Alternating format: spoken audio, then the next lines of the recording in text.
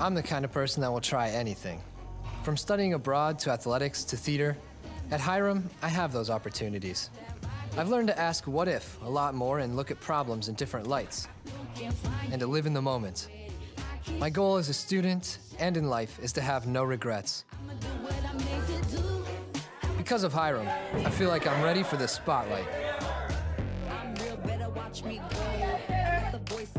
At Hiram, I'm challenged to really think for myself. I've learned that there could be 50 right answers, not just one. My professors have been tough, but also so inspiring. They've really helped me find my focus. Life lessons are what I'm going to take with me from my diverse community of coaches, professors, and students. Hiram has expanded my viewpoints and my beliefs. To me, Hiram means family. You get a chance to know everyone personally. Transferring here is one of the best choices I have ever made. I try to humanize technology. I train students through Hiram's Tech and Trek program so that they can use these resources to work smarter. Every day, I see students working to solve complex, real-world challenges. I truly enjoy fostering those conversations.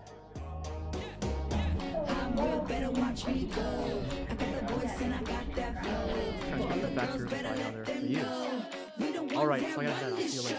Okay, see ya. People make the difference here. I've built relationships with my professors and my peers, so for me, Hiram is a really helpful, supportive environment. I'm learning more than what's in a syllabus or a course description. I'm figuring out how to network and get involved. Howdy, Mary. Helping people is my passion, so I'm studying science and healthcare, but I'm also learning a lot about who I am. By taking care of the people, the animals, and the environment here, I know I can make lives better. I came to Hiram for a degree, but I'm leaving with so much more. I am ready. Prepared. A work in progress. I am passionate. Bright. Confident. I am the new liberal arts. I am I am. I am Hiram. Visit hiram.edu.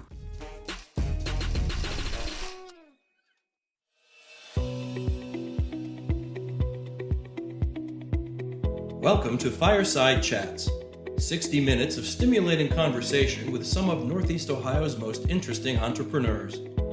Get the inside story from folks who have taken the leap and who are willing to share what they've learned, the good, the bad, and the inspiring.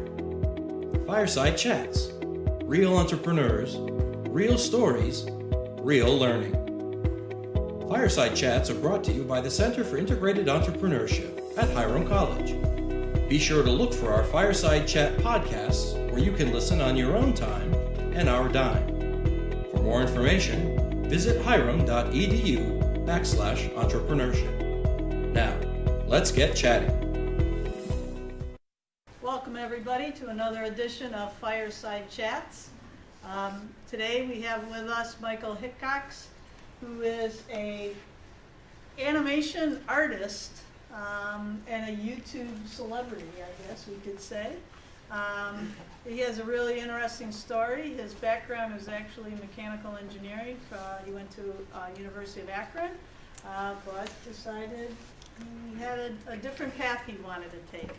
So he's here to share his story with you. So anyone joining us via live streaming, if you have any questions throughout the chat, remember you can email those to entrepreneurship@hiram.edu. And with that, Michael. Thank you for that intro. So again, to reiterate, my name is Michael Hickox. I make videos for YouTube, and more specifically, I make videos out of Legos, and it's Lego stop motion. It may not be exactly the demographic for this room, but seeing that I guess I'm more closely your demographic, it seems to be worthwhile talking about. So hopefully you guys can get something from this about my story and advice and the business of YouTube. So to start off, a little bit about myself. Born and raised in Parkman, Ohio, so I really haven't traveled that far. I now live in Garrettsville Township, which again is right next door. I went to Cardinal High School in Millfield, Ohio, graduated class of 2009. and then I went to the University of Akron for mechanical engineering. I graduated 2014, and actually top of my class, both high school and college. And the mechanical engineering program was 5 years with co-op, so you had, work experience. You were paired with engineering firms. So when I graduated, I had a job, and I was a mechanical engineer. However, in the background, YouTube was going on, so that became my plan A. So to start out with my timeline, independent of school, in 2005, I was 13, 14. I got my first digital camera for my birthday. So I guess, again, that shows my age a little bit. I'm pushing 28 now, so when I was a kid, there was no smartphones. You had a digital camera, and that was that. So being a technical kid, I started playing around with the camera, trying to see what I could do. I made some live action videos. I found the programs that it came with. One of them was basic stop motion. So at the age of 13, 14, in 2005, I started making stop motion videos. In 2007, again, my timeline's right alongside with YouTube. YouTube, I think, launched in 2005, so the timing was perfect. Right when I started videos, YouTube started, and then we both grew together. So in 2007, I joined YouTube, and then in 2009, I was actually, professional at it. I was getting paid. So I've been paid now for almost 10 years on YouTube. I never imagined that would even start, so it's kind of cool that was, it's been 10 years, and it's a hobby in the making. So I guess the other thing to note is it was 4 years of not making a dime before anything happened, and I sustained all this through high school and college, and like I said, I still graduate top of my class in both. So it's, if you find the right thing and can apply yourself, there's plenty of opportunities there. So I guess, like I said, I make stop motion videos. So I guess not to talk down, but to introduce stop motion, it's a series of taking pictures and turning them into video. So it's a physical process. You take pictures, you move the guy, take a picture, repeat, and then eventually, if it's played fast enough, it looks like it's moving on its own. So it's like the old school cartoonist of pencil drawings, except I take the picture, and they're Lego people. So for a Lego person, for example, it's very tedious. They're very small, high attention to detail. So if a character wants to take a step, for example, it's 5 pictures. You got to worry about the arms, left and right feet, things like that. So it's tedious, but again, it's stop motion and people enjoy it. With frame rates, again, it's more the engineering side coming back. There's trade-offs. If you have a really high frame rate, your videos can be incredibly smooth, but it's very tedious to get that way. It's a lot of extra work for hardly any payoff. So my videos are done at 15 frames per second, which I've found is a happy middle ground. I think if you go to like a movie theater, film is like 24 frames a second. So slightly faster, but it's a lot more work for a slightly better product. And I'm fine, slacking with other work. So about myself on YouTube, again, I've been on there for 10 years and counting. As a person, I have over 900 million views. And, that's staggering if you think about it. I don't have access to the same statistics I did before, but for a long time, for years, I was in the top 1,000 people on all of YouTube ever for view count. Just because if you think about it, all these big names, like Adele will have a song get like 1 billion views. Well, then she'll do that next time and get 1 billion views. There's so few people that hit those numbers, and that's sort of a good bragging point, I guess. Currently, because of the time, and it takes a while to make a video, but I've been doing it for a number of years. I have probably 110 videos that are live, and 23 of those have over 10 million views each, with the leader having over 90 million views. So it's continuous, it's worldwide, people eat it up, and more specifically, I guess, it's the kid demographic. I have 1.3 million subscribers and counting. That number's always going up, which that seems impressive. That did give me the gold play button I can hang on my wall. But the same side is that's a low number for my view count because it's kids. Kids either don't have an account, they're using their parents, and hey, don't subscribe to anyone because that's my account too, or just things of that nature. So dealing with kids, there is plenty of shortcomings, but the other side is they're fanatic and they watch 900 million times. So I guess I was going to show a little video just to give a sample of this. I didn't want to assume that people had watched these videos because frankly they're not for this room. So I do have an example video from a couple years ago. It's far from the newest, far from the best, but it's a little 3-minute sample that'll show what gained popularity.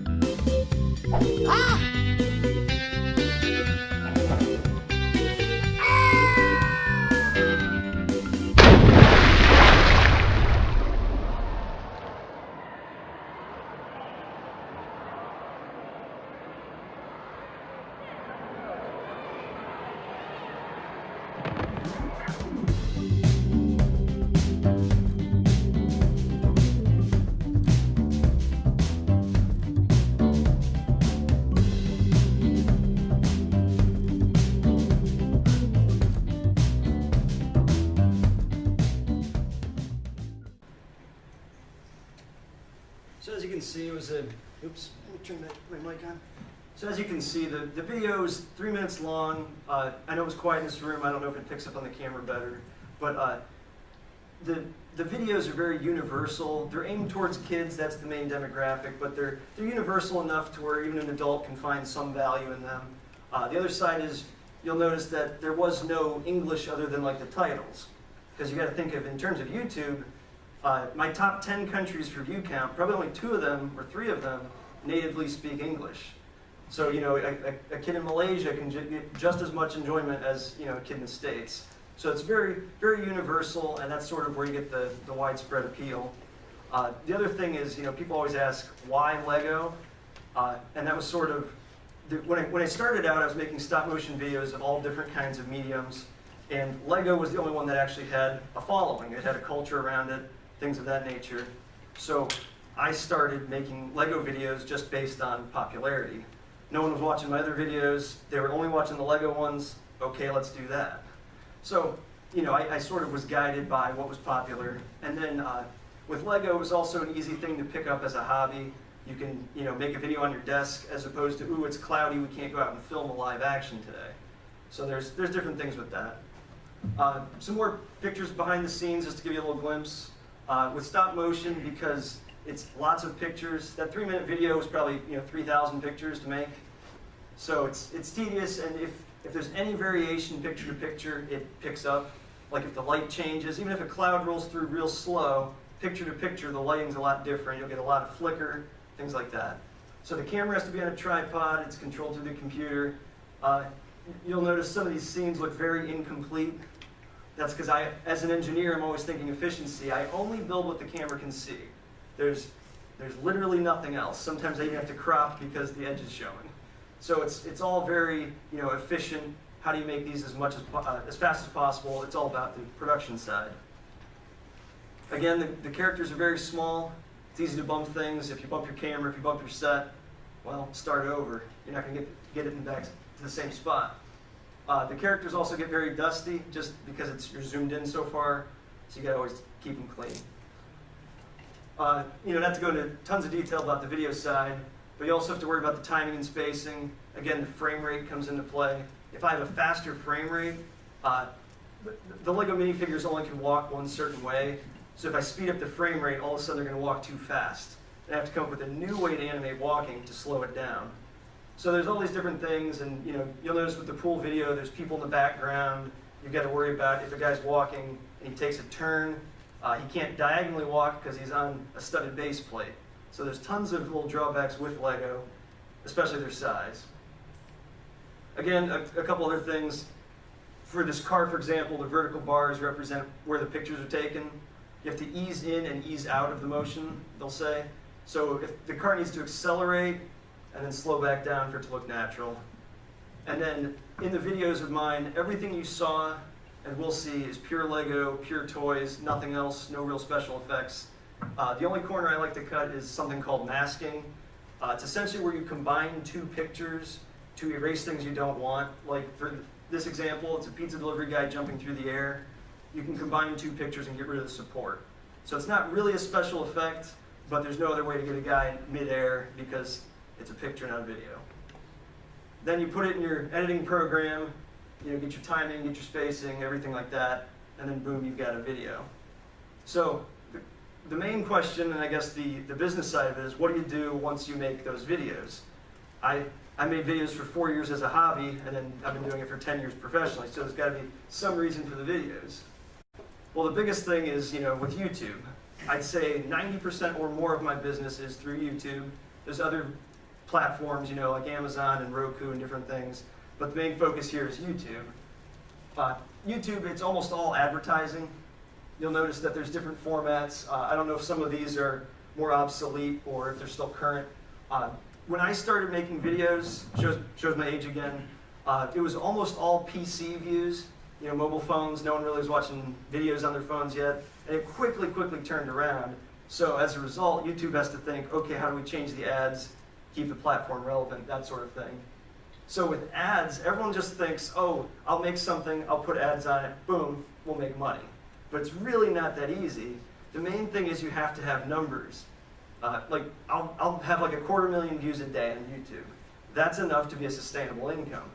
If you got 10, 20,000 views a day, that's going to be maybe enough to buy you lunch. You really need the numbers, just because platforms like YouTube take a cut, and per view you're not making that much money, and then the money actually depends on what ad format.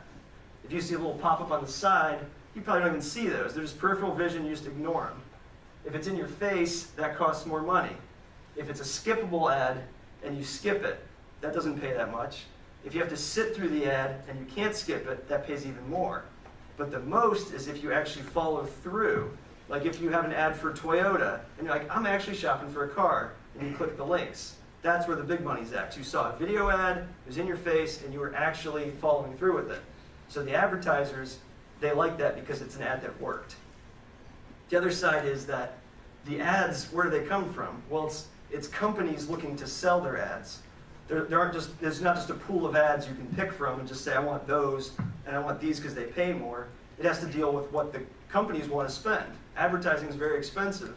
I mean, I'm just getting a little pocket change and I'm living quite well. So it's all about ads, and then YouTube actually does ad auctions.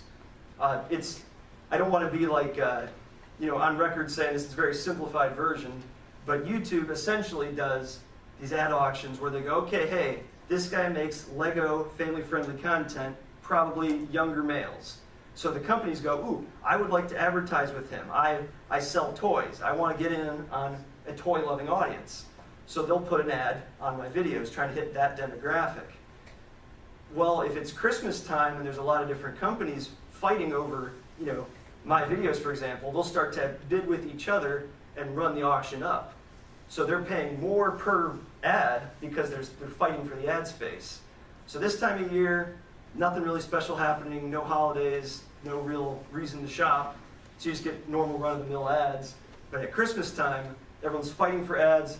They're blowing the last of their yearly budgets. The companies, they're emptying the purses, and you're making great money. And then January hits, boom, just bedrock, nothing. So it's a very seasonal, very trendy, and there's a lot more to the ad side than you think of, because it's people that are buying ads and people in the, they're in a room trying to decide where they should advertise, what their budgets are, and that really, depends on what I make then. The other side is demographic. Again, I work with kids. There's lots of restrictions with advertising to kids. Sometimes you'll hear of like a controversy too. Different, like a kid video with some kind of like scandal or like adult content in it. And then all of a sudden the advertisers that were associated with that, they didn't even know it, but all of a sudden they're paired with these atrocities. So there's all these problems where if something bad happens, all the advertisers step back because they're skeptical, and all of a sudden everyone on YouTube takes a big hit.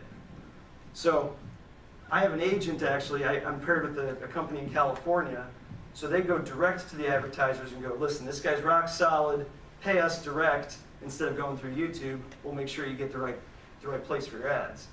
So it's always interesting, and again, location, United States versus Malaysia, you're going to get different advertisings, things like that. So for me, the biggest thing is, knowing your market. I guess, so this is more of the learning business side. I knowingly make videos for kids. Obviously, I hope other people enjoy them, that I didn't make them for you, I made them for kids. Like I have friends and they're like, oh, sorry, I didn't watch the latest video of yours. And I'm like, it's fine. I didn't expect you to watch it in the first place. I'm glad that you feel you should. But so, you need to know your market and kind of corner in on that.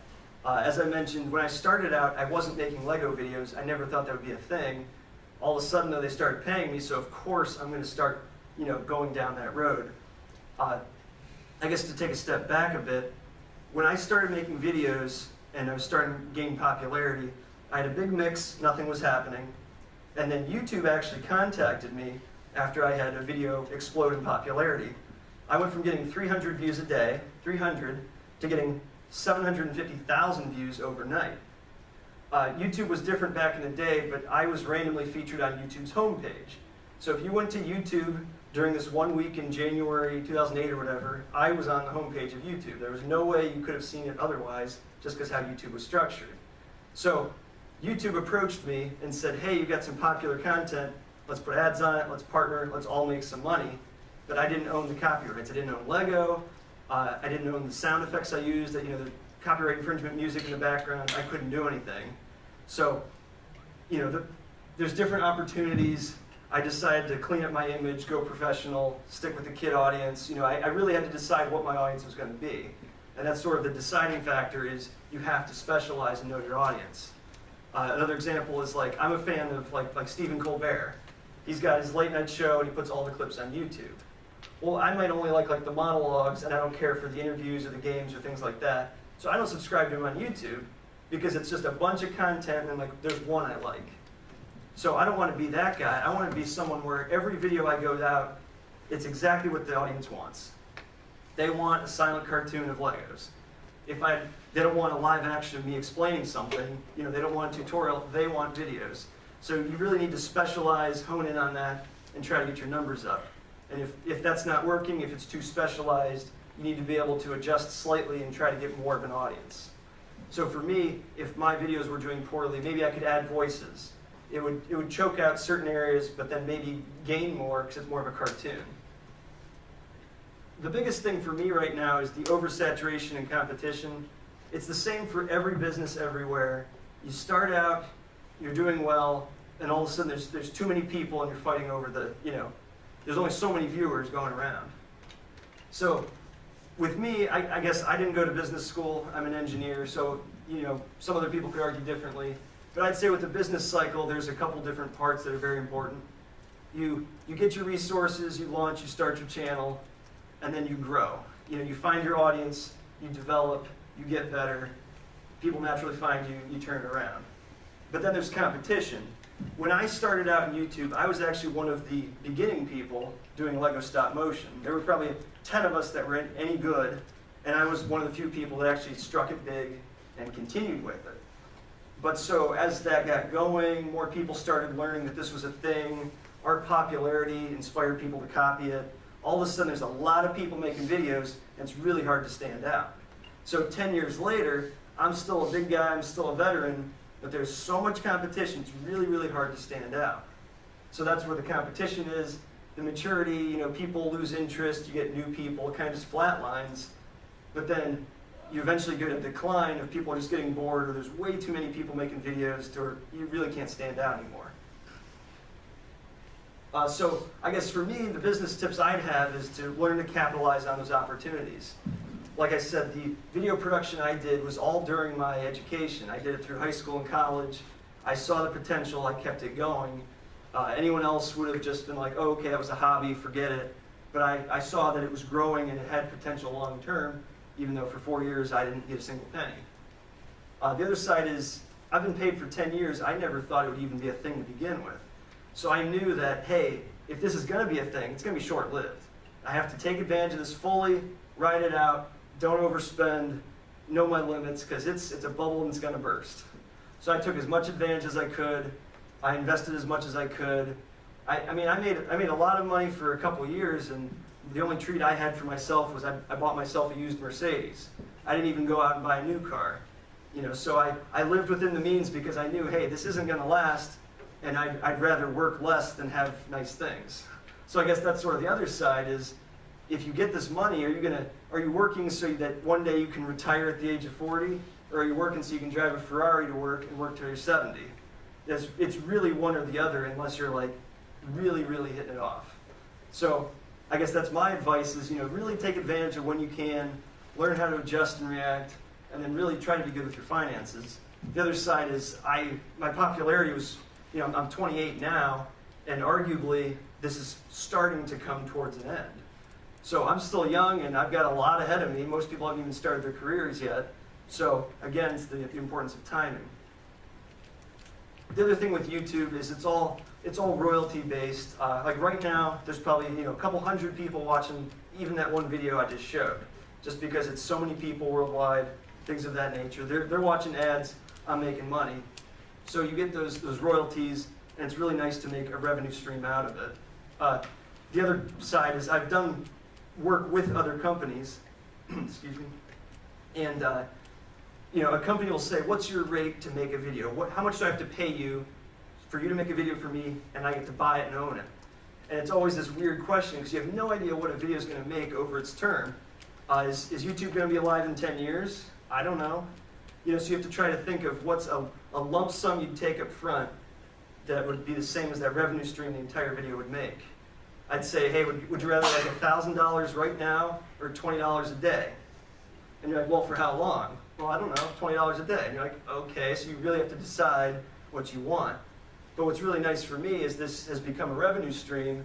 So even if I quit making videos today, it would still coast and eventually peter off into something. But so it's nice to make these revenue streams for yourselves when you can, because a one-time payout disappears really quickly. So again, try to diversify. And people always ask, oh, when are you going to retire? I'm like, well, I'm arguably retired. I quit my day job 4 years ago. This is what I've been doing. Some would argue it's retired. Some would say, I'm working full time. So I guess the other question too is, how much do I work? Well, this week I haven't worked yet. It's the end of the day Wednesday. I've yet to go to work. But the other side is I know the weekend's going to be windy and rainy and whatever. So I might put in 60 hours this weekend. I don't know. So it's all trying to capitalize on opportunities, make use of your free time. Because for me, every day I'm just sitting here, that's time I could have spent on a video. Every time I'm wasting, it's time I could have spent elsewhere. And that's really the hard part of working for yourself, is there's no such thing as paid time off. It's time you don't get paid, and then when you come back, you got to dig yourself out of that hole, because not only were you gone, but YouTube started to slip because you weren't there. So there's all these interesting perks and quirks of working for yourself. So I guess without talking over, and I'd rather than me direct it into different rabbit holes of being specific, I guess now's the time for the question and answers. How long does it take you to make a 3-minute video? Okay, how long to make a 3-minute video? I'd say as a rule of thumb, every 1 minute of video is like 10 hours of work. It really, really depends, though, on what's in the video. Every video, you have to think scene by scene. Like, the guy walks in and looks. That was one scene. Okay, now you got to change up, set your camera, build a new set, whatever. So if it's one guy, blank background, super easy. 10 minutes maybe, I don't know.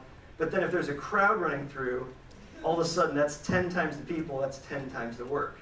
So all of a sudden, this one little scene is going to take me an hour or two.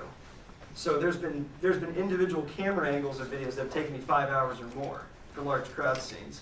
So it really depends on what's in them. I've actually filmed an entire video in 24 hours, and a 3.5-minute video. I've done that in 24 hours, like on a clock, like Tuesday. But you can't do that every time because the next video is going to be more complicated. And then the other side is if there's any special effects or processing, that adds after the fact. So it's not all just pictures, but whenever I can, it will be. If you stop doing your YouTube videos with the Legos, would you try to go back to doing like you used to do with engineering, or will you do something else, you think? You're saying if YouTube doesn't work out for me, what would I do? Yeah.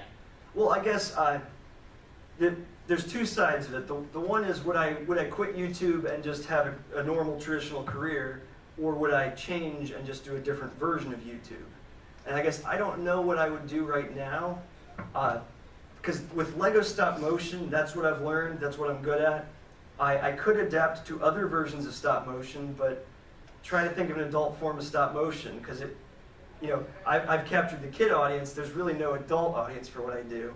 People have suggested to do more, not necessarily like adult theme just because that sounds dirty, but more of an adult theme type Lego stop motion. But there's really no market for that. It's limiting. So I don't know if I would have the skill set to completely transform and try something else on YouTube. Like, I know what I would need to do, but I see what's popular on YouTube, and that's not what I'm into. I'm into, my own corner of it. So it is interesting, but my plan B is an engineering degree. So I wouldn't necessarily have a problem with doing that, as a person. Honestly, it's almost like, the best feeling is when you're at a job and you could leave at any time. That's the best feeling ever. But so the deal is, you just need that feeling. It's like, if you're working an engineering job and you could do YouTube, just knowing you can do it's probably all you need. You may not actually ever do it. So with me, it's knowing I don't have to go back to an engineer. I'm not too sure. It's all these, it's just weird mind games of where I want to be in life. But I guess it's almost a relief, though, to think of what it would be like to have steady income, to have paid time off, to have benefits again, just because YouTube is a roller coaster.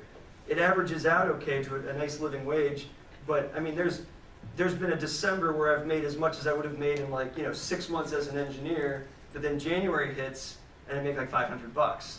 And then the next month, we're back to several thousands. And you really have to worry about the averages. And YouTube changes their algorithms all the time, and that's what content is favored, how you stick out in the audience. So it's a roller coaster ride, and I would like some more stability, but I don't know if I'm ready to sit behind a desk again. Do you see any correlation between your viewers per video and how long they are? Not really. I guess YouTube, I didn't touch on it just because it's more detailed, but YouTube keeps insane amounts of data. If you open YouTube and close it, you already affected 10 people. Because if you saw a thumbnail for a video and didn't click it, YouTube goes, oh, they weren't interested. Noted. If you start a video and then leave, they go, he only watched a minute. Noted. He left. He didn't give it a like. He didn't comment. He didn't share, subscribe. Noted. All these are black marks for the video. So another thing that's important is how long a viewer sticks around. So for me, I would like to get more minutes watched, whether that's view count or long time views. So YouTube lately has been more focused on the time watched. So if you've got a couple people watching a long video, that's arguably as good as a bunch of people watching a short video. So it really depends, but at the same time, if it's a long video and they leave halfway through, YouTube goes, oh, they didn't make it to the end, and they keep track. So it would be beneficial for me to make longer videos, but it's the same number of ads. YouTube would just favor me a little more, and only if they'd stick around. So it's always this complex game of YouTube data, and there's really no answer, rhyme, or reason. But with YouTube, it's mostly what's suggested. You'll go to YouTube to watch one video, and then you kind of just stumble around, and you're there for an hour. So when you stumble around and you see the suggested videos, YouTube has an algorithm to control what you see. So you just want to try to follow the rules, do the best you can to be on that list. So for me, my popular videos are unfortunately some of the old ones. So if you stumble across me on YouTube and you go, oh, I watched one of your videos, I'm like, ooh, that one's from 2006, that one's terrible. But that's what's popular. So I can't control it, but you can see what's successful and try to mimic that again. But so the actual length of the video has nothing to do with it. Why is it important how many subscribers you have? Well, the subscribers, it's really changed.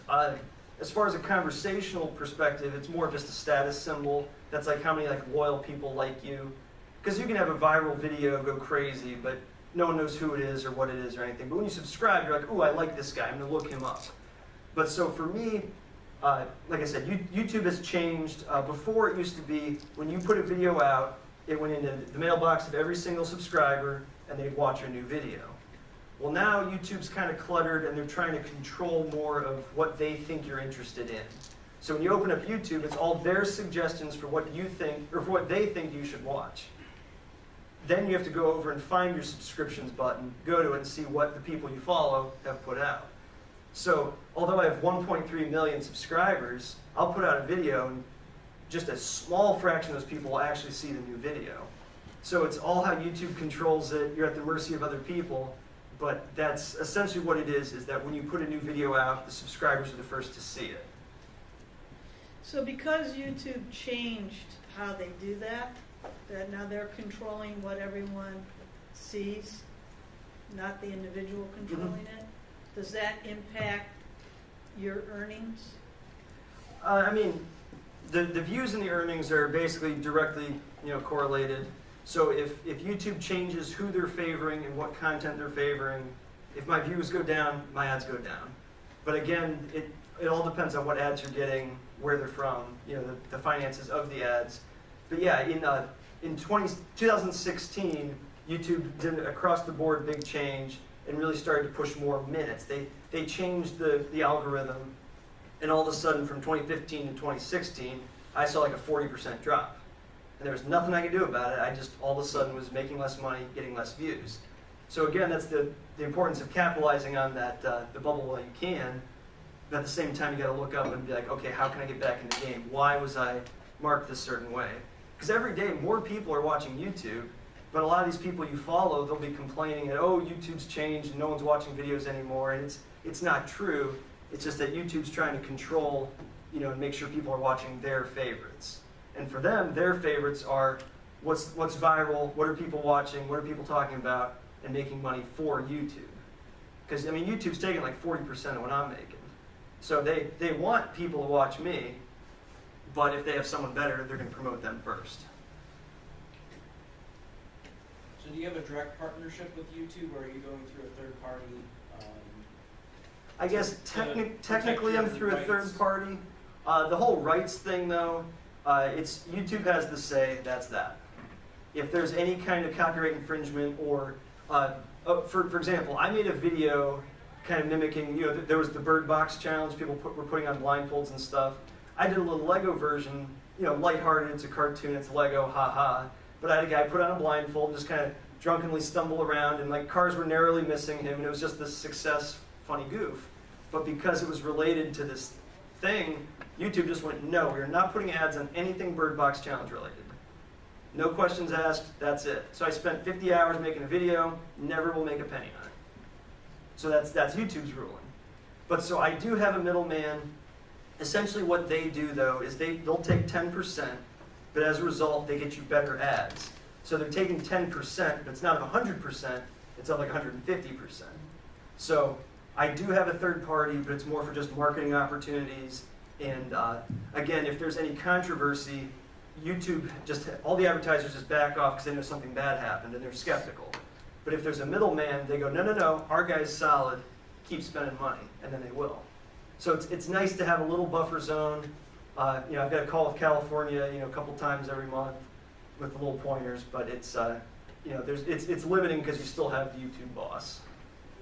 Out of curiosity, when you have like the Lego pieces that you have, do you ever go out to like the store and try to buy more Legos that to expand like what you have already, or most yeah, people I guess have?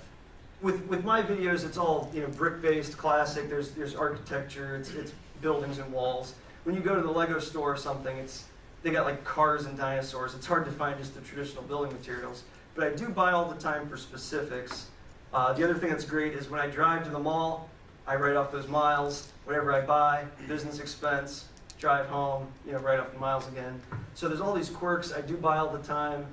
The engineer in me is real technical with it. I've got, if you want a red piece, I go, is it a flat piece? Is it a brick? Is it a wedge? They're all organized in the wall.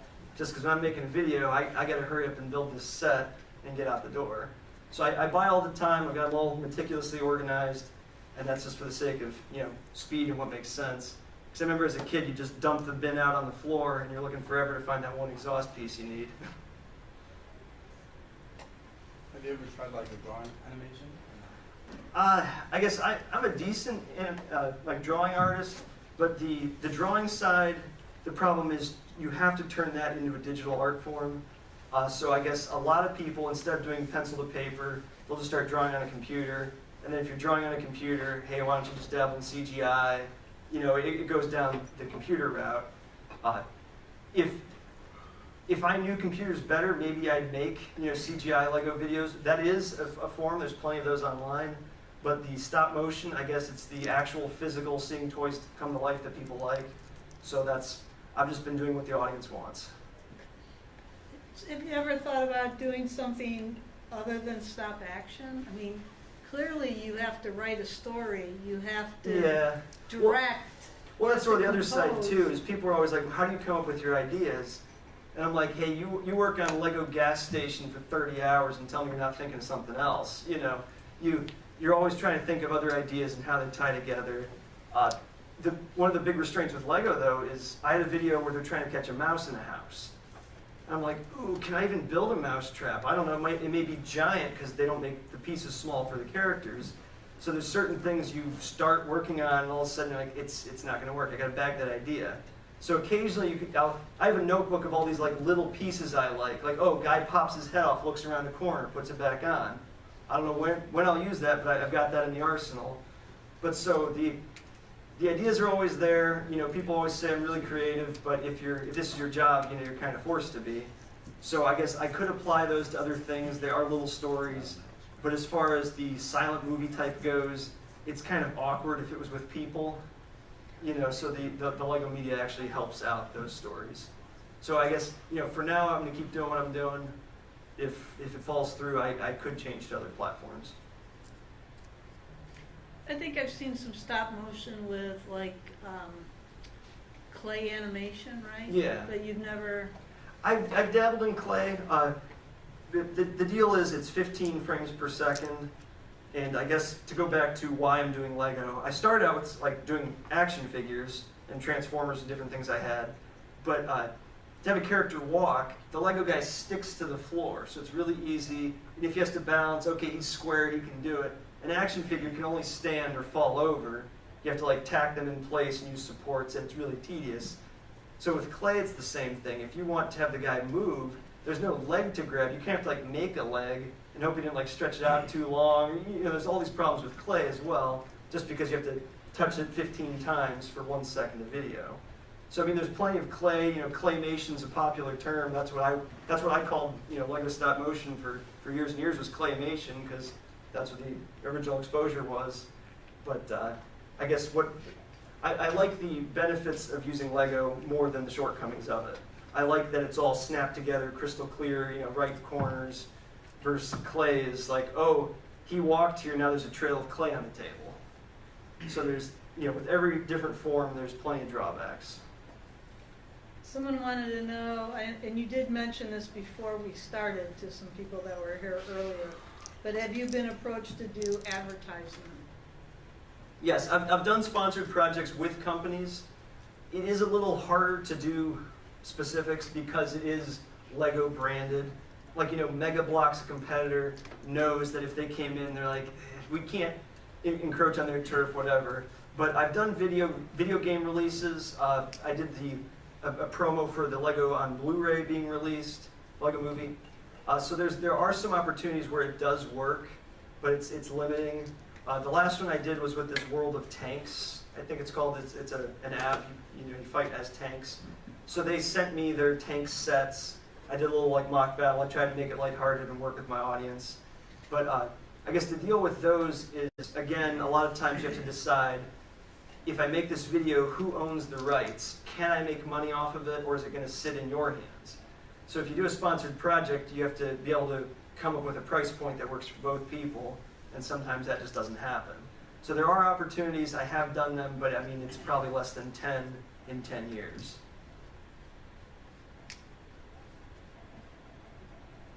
Any more questions? So with the adpocalypse and everything, I know that was a big deal.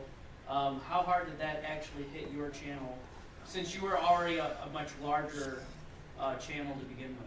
Well, that's sort of the other interesting thing, is people assume because I'm on YouTube, I know all the ins and outs and all the scandals affect me.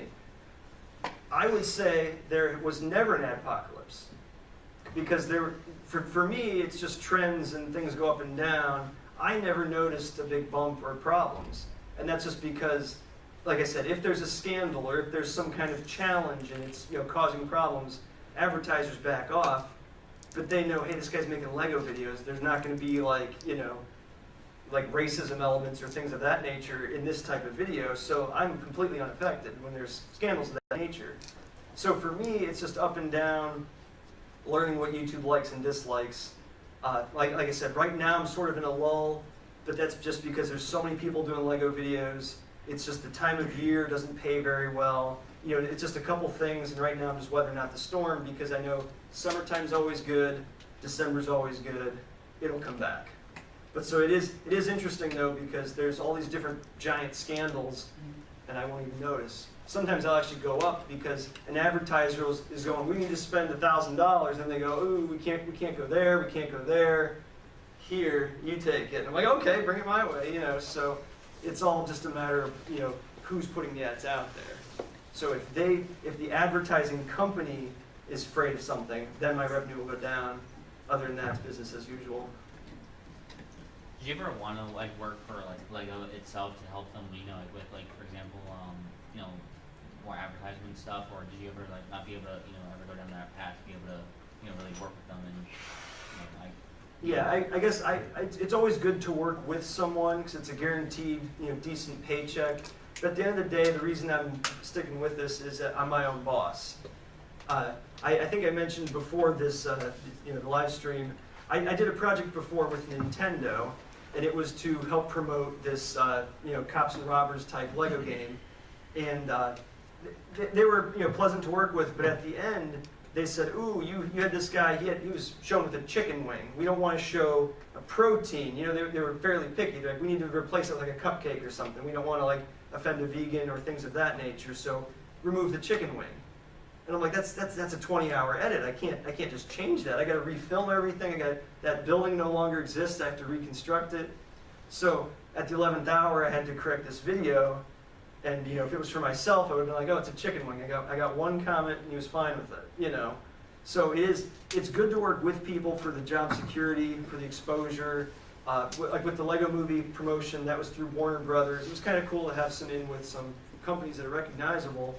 But sometimes the headache of working with other people isn't quite worth it. So if they pay nicely, hey, I'm all board, right this way, whatever you need. But if it's up to my mind or if it's going to break even, sometimes I pass. So you're talking about your demographic. What's your average age and what's the average view time that you typically get? I guess, remember that question because I have one other thing that popped into my head. Gotcha. An interesting thing about my videos is that my most popular videos are also the most disliked and most abandoned videos. And I like that, but it also hurts me. What happens is, when a video goes out and it's 100% likes and it's all love and people watch it to the end, those are your fanatic followers. They're going to watch whatever you put out and just love it and eat it up. But when someone hates it, that means you've busted out into another demographic. All of a sudden you're in the general public hitting adults and they go, this is a kid's video, get out of here, give it a dislike. So it's funny because when you start getting that hate, you realize you left that little circle and you're starting to break out. But at the same time, you're starting to get that negative response, and it's not good for the company, but it's good for spreading because you need to start breaking into other ground. So it is interesting because my biggest video is over 90 million views, and it probably has, it has for sure the most downvotes, not just by number, but by percentage of every video everywhere. So as a result, I guess to segue into your question, those videos, on average, people only watch about half. Just on average, because the fanatic people wait to the end, the people that dislike it leave. So I guess for me, the average demographic is younger kids, high school age and younger. It's actually surprising because it's 50-50 male-female, which I didn't think. I think it'd be more kids, boys playing with Legos, but it is pretty 50-50. And then the data I get is kind of conflicted because you get another big surge at the 35 to 40 range. And I don't know if that's people that finally have gotten mature enough to be like, oh, I like Legos. When you're 15, you're like, oh, Legos are for kids. And you start to get away from it, and then all of a sudden it's cool to like Legos again as an adult. But I think the main thing is that big bump is parents and kids using their account. So there's all this weird conflicting data. YouTube tries to guess who you are based on what you like, where you've been. But if you have an account that says, hey, I'm 47, they have to take that as the primary data. So it's mostly younger people, but it is surprising because the United States is my biggest country for views, but they're 10% or so of my total view count. So it's kids everywhere, and as you get out of the United States, the data that they mine and get is harder to be accurate. So it is younger kids. There's that surge of adults, which I can't guarantee is adults, and then on average, a viewer will give me 2 minutes. So for like a 3-minute video or so, that's pretty good. I think my longest video is maybe 7 minutes, the shortest maybe 2. So it's a decent percentage as far as YouTube goes, because I know a lot of times you'll open up a video and just like play one part. If it's like a funny video, viral type thing. So I do have a good audience retention rate. And then the other thing that's good for me is when people are presented with thumbnails of my videos, about 10% of the time they'll click on them. And that's another big factor, because like I said, when you open up YouTube and if you open it and close it, you affected way more data than you could think of.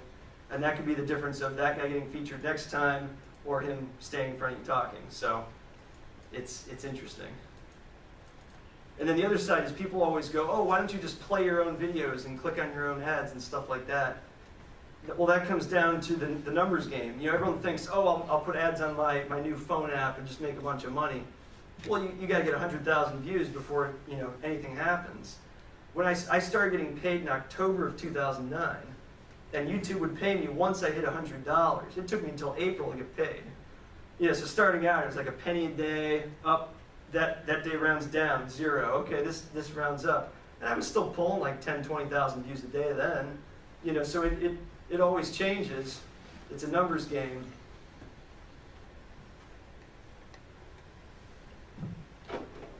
The music you use, is that, you pay for that, or do you find public domain? I'm very surprised by this one. There's a lot of people online that make music and put it out there just for the sake of being out there. In this video, I believe I was using a gentleman by the name of Kevin MacLeod.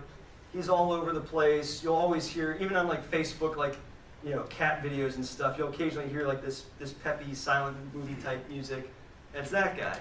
He makes it. You can go to his page, download, use for free as long as you give him credit, and then there's like a donation button. There's plenty of people like that, and they have no problem with you using their content. If, for example, someone were to buy that video outright and have it in their ownership, I'm sure there would be something different. But since all my videos are on YouTube, I satisfy all of that. I'm trying to think of when, probably mid-2014 to mid-16 or 17, I actually had a guy specific for me. He was a guy in the United Kingdom. He actually approached me, said, hey, I make music. Can I work with you? So I would make a video silent, send it to him, he'd put music on it, and then I'd pay him. So there was a time period where I was paying a guy for specific custom music I owned the rights to, but at the same time, it was like, why am I paying a guy if it's free everywhere else? So it was good for the time. I do miss working with him, but at the end of the day, it's money on paper. Yeah, so I guess with YouTube, there's all these legal gray areas. You have to make sure you don't step on any toes. Like I said, if someone decides something's controversial and shuts you down, you have to be able to think ahead. That's why all of mine are very generic. What are people searching for? What are they watching? The most offensive thing in that video was, oh, hey, look, a kid peed in the pool, things like that. So I don't think there's any problems with those, but yeah, your music, if you find out that that guy wants to collect royalties and it's up there, you either have to delete it or, start paying him or whatever. There's no editing once it's out there. And that's another thing is I have videos with blatant mistakes, but no one catches them. I catch them because I made the video. Like I'll be animating and I'll bump something, and then I'll just like, I messed up. I'll fix that in post and I'll like take it out. So the video all of a sudden like something disappears and I never fixed it. But the audience isn't watching for that. It's just I see it every time because I made it, but I can never fix it. It's out there. Millions of people are looking right at it. It's my flaw. I have to accept it.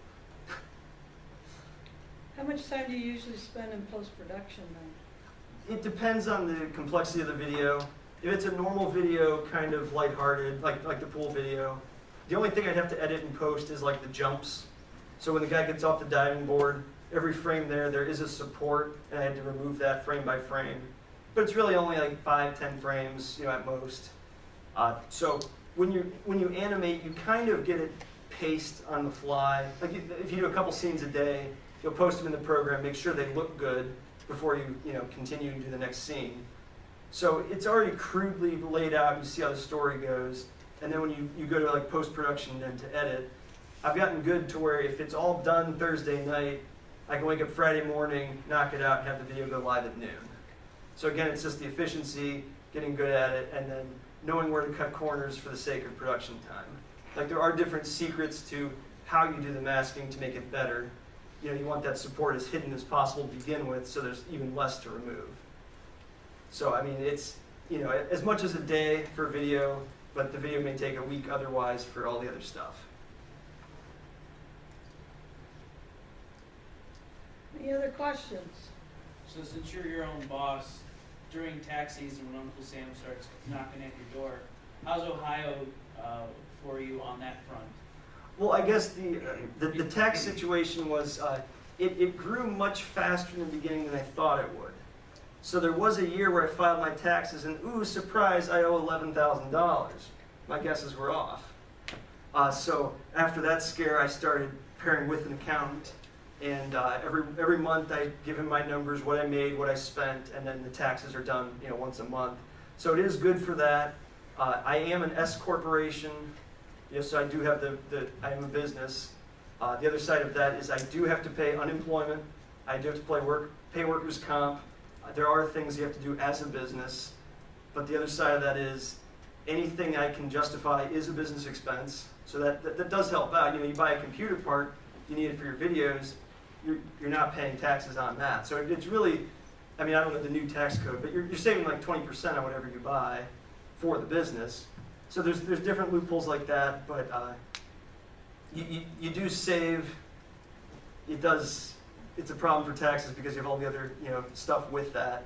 I don't have my own benefits. I have to buy my own health care through the government, things like that. So that's the other beauty of working for yourself is all of a sudden you're like, maybe I should exercise because I can't afford that bill. But so, the biggest thing, like I said before, is there's no paid time off. If you're not working, that's wasted time. If I'm sitting on the beach for a week taking vacation, it's going to double hurt me versus another guy still getting paid time off. So working for yourself is great, but again, learn to capitalize on those opportunities because they're not going to be there long. Any other questions? Okay, well, thank you very much.